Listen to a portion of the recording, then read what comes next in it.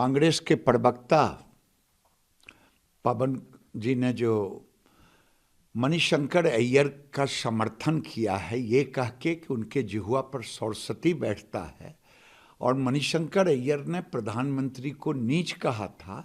आज साबित हो गया कि श्रीमती सोनिया गांधी ने कभी गाली दी थी मौत का सौदागर, कभी मणिशंकर अय्यर ने गाली दी नीच, कभी कांग्रेस ने, पूरी कांग्रेस पार्टी गालियां ही देती रही।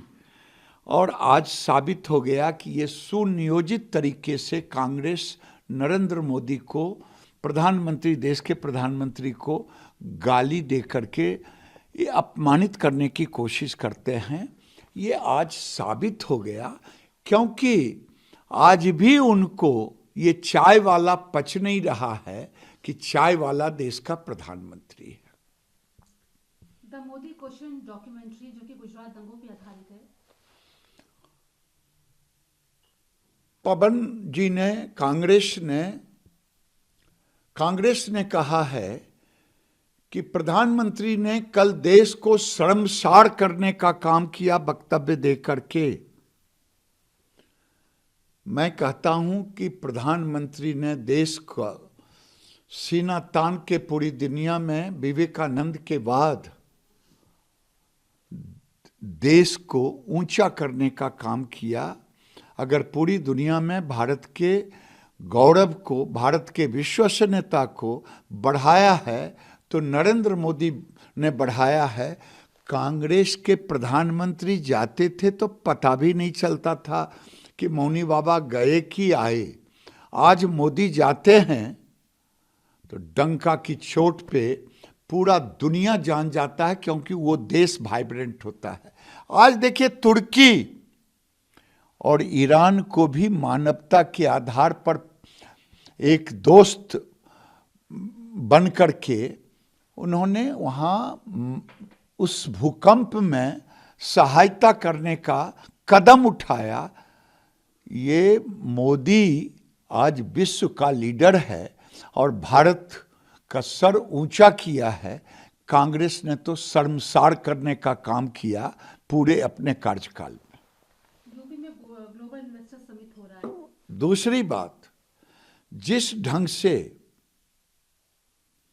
कांग्रेस ने कल और परसों, ये लोकतंत्र के इतिहास में, यूपीए गवर्नमेंट का भी 10 साल रहा, उसके पहले भी सरकारें रही, हम भी विपक्ष में रहे, आज कांग्रेस भी विपक्ष में है, लेकिन संसदीय व्यवस्था को शर्मसार करने का काम कांग्रेस ने किया है। प्राइम मिनिस्टर को इस ढंग से हुड आउट करना, उनकी जुबान को, उनकी आवाज को दबाने की कोशिश करना, ये लोकतंत्र के संसदीय व्यवस्था परंपरा के खिलाफ कांग्रेस ने काम किया है।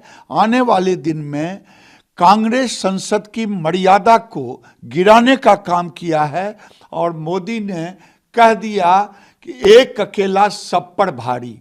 और ये देश का दुर्भाग्य है कि अगर देश का प्रधानमंत्री संसद में नहीं बोल पाएगा, लोकतंत्र में अपनी बात कहने का सबको अधिकार है, लेकिन दूसरे की जुबान को, दूसरे की आवाज को रोकने की बात जो करता है वो लोकतंत्र का दुश्मन है। अगर मैं होता, अगर कल सदन में, तो कल मैं जाकर के खड़गे को कहता कि खड़गे जी आप बंद करें, नहीं तो कल से आपको बोलना बंद करूंगा। चाहे राहुल गांधी उस सदन में बोलेंगे तो बोलने नहीं दूंगा। बोलना अच्छी बात है, लेकिन जब प्रधानमंत्री बोल रहे थे, मैं बोलने के लिए सबको, राहुल गांधी बोलें सदन में, गाली दें प्रधानमंत्री को, कोई बात नहीं।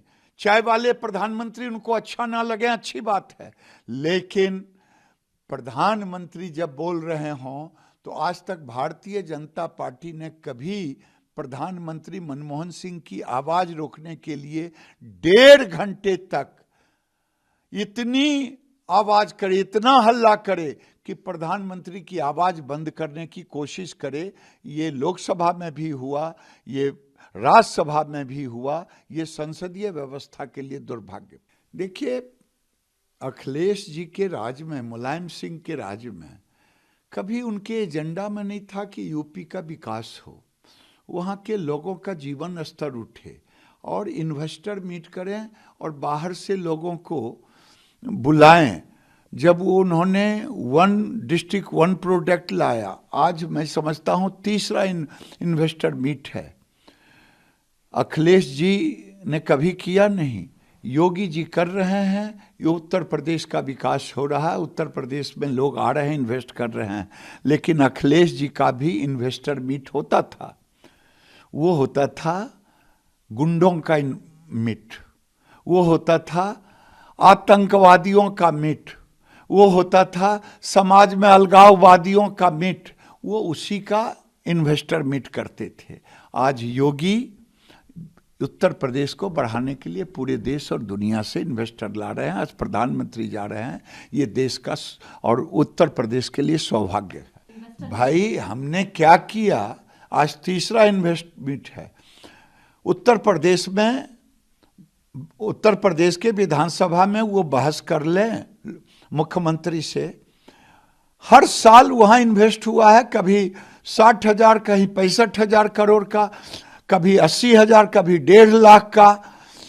इस बार 5 लाख करोड़ का टारगेट है, होगा ये मैं डंके की।